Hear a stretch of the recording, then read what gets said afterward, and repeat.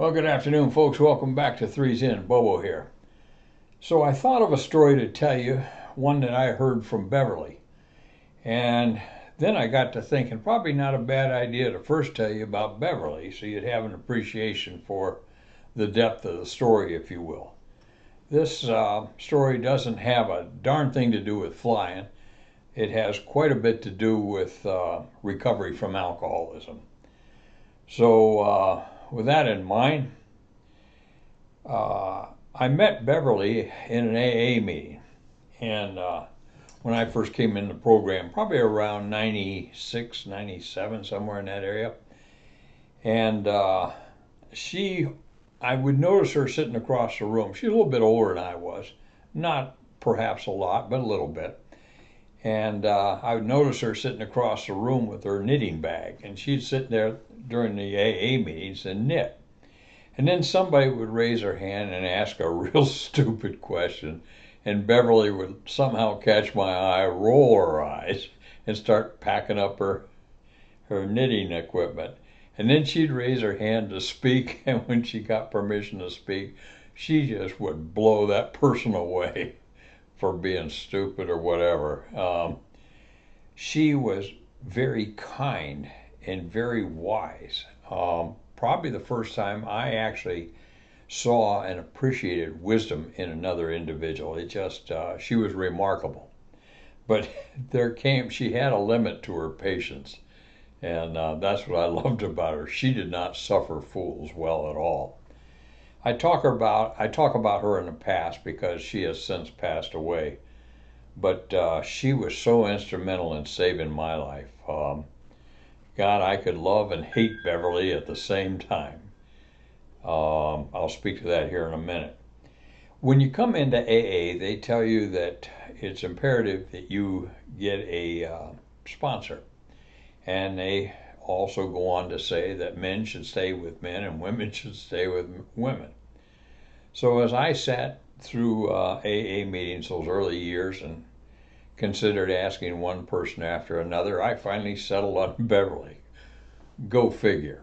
And that was the wisest choice I've ever made in my life. We were sitting there having coffee one night after an AA meeting, and I just came out and I said, Beverly, I know what the rules are and so forth, or the suggestions. And I said, but I think I could learn a lot from you as a sponsor. And she said, well, I do too. And as it turned out, her sponsor was a male. So go figure.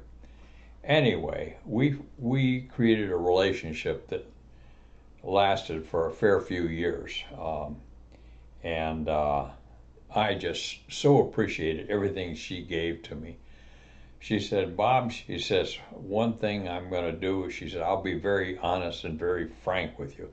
She says, I'm not good at packing sunshine up people's butts. And I said, well, either am I.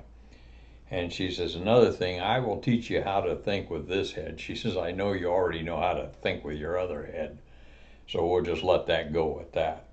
And that's what I liked about her. She was just so upfront. And what you saw in Beverly is what you got. At any rate, she later developed a cancer, and she beat it the first time. And then a friend of mine told me, Bob, if that cancer comes back, it won't be good for her. And sure enough, that's what happened.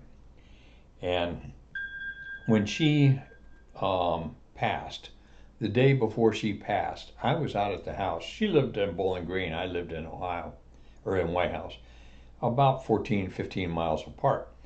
And on the day before she passed, I had a thought go through my mind. Go see Beverly. Go see Beverly. So I wasn't doing anything. I wasn't feeling angst of any kind. But that thought just came through my mind. Bob, go see Beverly. So I changed clothes and got in a car and drove her to her house. And on the way, I stopped in Waterville, Ohio, and picked up a single yellow rose for her. I don't know why, I just did. And took it over to her. And she was laying on the floor because that's about the only place she could get relief from the pain she was feeling. But she got up and we talked. We had a very, very great talk. And as I was leaving, she said, Bob, she says, I don't know if I have much time left, but she says, I want to take a minute here to tell you how much I appreciate how far you've come. And I didn't realize what she was saying at the time until later when I started thinking about those comments even more. I just kind of put it aside. I was uncomfortable with her talking like that. But that was Beverly. She could make me smile. She could make me cry. I'd get so pissed off sometimes. I would call her and I'd say, Beverly, I said, if this damn program is so simple, why can't I get it? Why can't I get it? And in a calming voice, she would say, Bob, she says, it is a simple program. It's just not easy.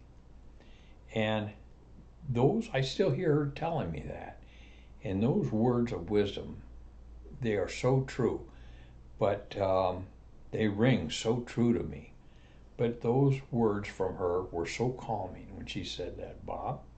She said, the program is a simple program. It's just not easy. You've got to be committed to it. Sobriety has to be the number one thing in your life ahead of everything else. And boy, did I find that true. I just celebrated 30 years here last week, 30 years of sobriety. And I owe much of that to that woman that cared for me. And she will always have a special place in my heart. Now here, when I talk about the next story, you'll understand why I needed to give you this introduction to Beverly and maybe take a moment and reflect upon her myself. So with that, on this Sunday afternoon, it's good to see everybody. This is Bobo, Basic Gear. Stop. God bless you, Beverly.